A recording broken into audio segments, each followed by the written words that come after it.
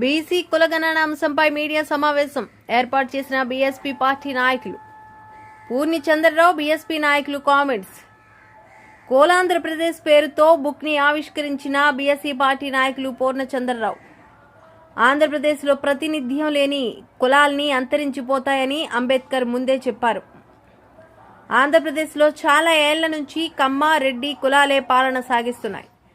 అంబేద్కర్ దయ వల్ల ఎస్సీ ఎస్టీలకు తగిన గుర్తింపు లభించింది. బీసీలను పట్టించుకొని నాథుడే కరువైపోయారు. ఆంధ్రప్రదేశ్లో బీసీ సామాజిక వర్గం అధిక సంఖ్యలో ఉన్నారు. అధిక సంఖ్యలో ఉన్న బీసీలు రాజకీయాల్లో అతి కొద్ది మంది మాత్రమే ఉన్నారు. సెంట్రల్ గవర్నమెంట్ బీసీగా చెప్పుకున్నటువంటి మోడీ నాయకత్వం నడుస్తున్న సెంట్రల్ గవర్నమెంట్ వెంటనే భారతదేశ ప్రజల యొక్క ప్రధానంగా బీసీల యొక్క డిమాండ్ని గౌరవించి మరి కుల జనగణన జరిపి బీసీ యొక్క సమాజం యొక్క జనాభా ఎంతో తేల్చాలని చెప్తా ఉన్నాం.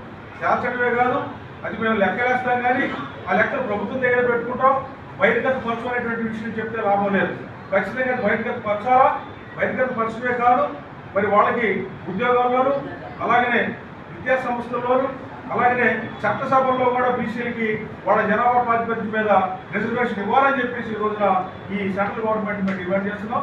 అదేవిధంగా ఈ స్టేట్లో ఉన్నటువంటి చంద్రబాబు నాయుడు గారి ప్రభుత్వాన్ని కూడా మేము అడుగుతున్నామంటే, బీహార్లో ఏ విధంగా అయితే అక్కడ కుల జనగణన జరిపి 67% బీసీలు ఉన్నారని తేల్చి ఆ మేరకు బీసీ రిజర్వేషన్ ఇవ్వడానికి ఆ ప్రభుత్వం ఒక ఉత్తర్వులు జారీ చేసిన అంశం అందరికీ తెలిసిన విషయమే.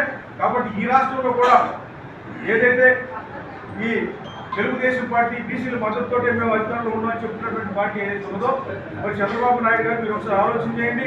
మరి బీసీ పార్టీ అని చెప్తున్నారు, ఈ రాష్ట్రంలో కూడా బీహార్ లాగానే ఈ కుల జనగణన జరిపి బీసీల యొక్క ఎంత శాతం ఉన్నారో అది బయటికి తీసి ఆ శాతం ప్రకారం వాళ్ళ జనాభా ప్రాతిపదికన ఈ రాష్ట్రంలో కూడా రిజర్వేషన్ ఇవ్వాలని, మరి మీ చేతుల్లో ఉన్నటువంటి ఉద్యోగాల్లో విదేశాంశ రిజర్వేషన్ ఇవ్వాలి.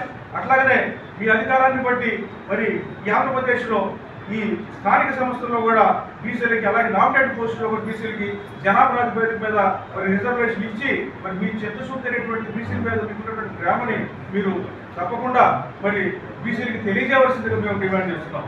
అంతేకాదు ఇంకొక విషయం కూడా మేము చెప్పాల్సింది ఏంటంటే, ఈరోజు సెంట్రల్ గవర్నమెంట్ అనేటువంటిది ఈ రోజున చంద్రబాబు నాయుడు గారి యొక్క బలంతో మద్దతు మాత్రం ఈ రోజున మోడీ ప్రభుత్వం నిలబడింది. కాబట్టి మోడీ ప్రభుత్వాన్ని కూడా మోడీని కూడా మీరు ఒప్పించి మీకున్నటువంటి శక్తి మేరకు మరి సెంట్రల్ లెవెల్లో కూడా నేషనల్ లెవెల్లో కూడా కుల జనగణన జరగడానికి మీరు ఖచ్చితంగా ఒత్తిడి తీసుకొచ్చి జరిపిస్తారని, ఆ విధంగా బీసీల యొక్క సామాజిక న్యాయం కోసం మీరు తప్పకుండా మరి మీరు చెప్తున్నటువంటి విధంగా మరి ముందుకు రావాలని చెప్పి ఈ సందర్భంగా మేము డిమాండ్ చేస్తున్నాం.